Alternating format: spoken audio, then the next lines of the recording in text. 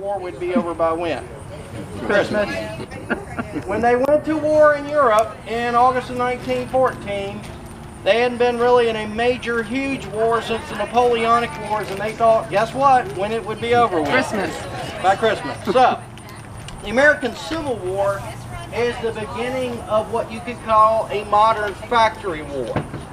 We've had different demonstrations. I had a bus group up here yesterday, people that used to be criminal investigators. And CID folks from the Army, they're retired, so they're the ones that we would probably watch all the NCIS kind of stuff. That's the Navy folks, but anybody that says Army Crime Lab on their hat, I'm making sure I'm behaving around folks like that. So, think of the things that, what are some of the technologies that change? Because if you're in the American Revolution, do you think the tactics and weaponry were really that different by the time of the War of 1812? Not really. Still using a flintlock smoothbore, you're just wearing a collar hat with a shorter coat and no wig. Then by the time of the Mexican War, what really had changed?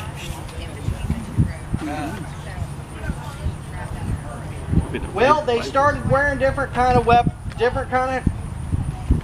hats, different kind of coats, but some of them had percussion cap weapons, which meant it's going to go snap, crackle, pop a lot better than a flintlock. Colonel Jefferson Davis, a former congressman of Mississippi and a West Point graduate, commanded the 1st Mississippi Rifles. So that should tell you what they're also using. Rifled muskets. So the Mexican War is a transition, but by the time of the American Civil War, think of some, I've already mentioned one of them, rifled muskets. What are some of the other technologies that are already out by 1864?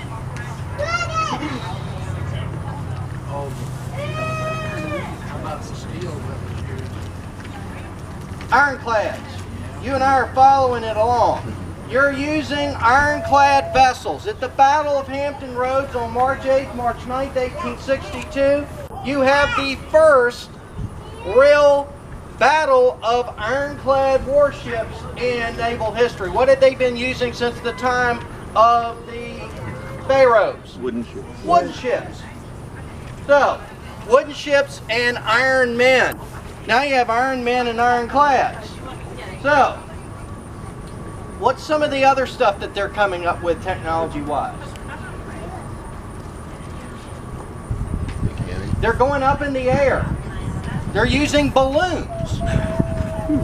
This is the first war in American military history that's 3D. You have a ground, sea, and air component. Now imagine here on the peninsula in 1862, this is the largest concentration of aeronauts in history up to that time period. So, by the time of 1864, you're going to have a lot of railroads, you're going to have a lot of other technologies that are going to come to play. Now in March of 1864, President Abraham Lincoln has gone through how many generals in the Army of the Potomac? Who was it? Bull Run. Irwin McDowell. We remember Irwin McDowell because he did not use tobacco or alcohol, but he ate. He would have been one of those people that would have crushed Captain George's in Williamsburg. He ate a dinner before the Battle of Bull Run that scared his own staff, and he ate an entire watermelon for dessert. So that was the night of July 20th, so the morning of July 21st, he had a stomach ache. Go figure. So we got rid of Irwin McDowell. Who's next? McClellan. George Brenton McClellan. How did he do? The fact that we're still in 1864 should tell us that 62 didn't go too well. So he is relieved of command, and then you get Ambrose Everett Burnside, who brings us Fredericksburg. He gets relieved. Then they get Fighting Joe Hooker. That doesn't work out too well for him. And they get George Gordon Meade, who doesn't lose at Gettysburg. So Meade is still in command of the Army of the Potomac. Now, Lincoln has had success where in the Civil War thus far? The East isn't really working too well. Out west, which would be that way. So out west, who is their main general that's winning all their battles? Grant, who becomes the 18th President of the United States because of that. He's won Fort Henry, Fort Donelson, Shiloh, Vicksburg, Chattanooga. So he is their prime general.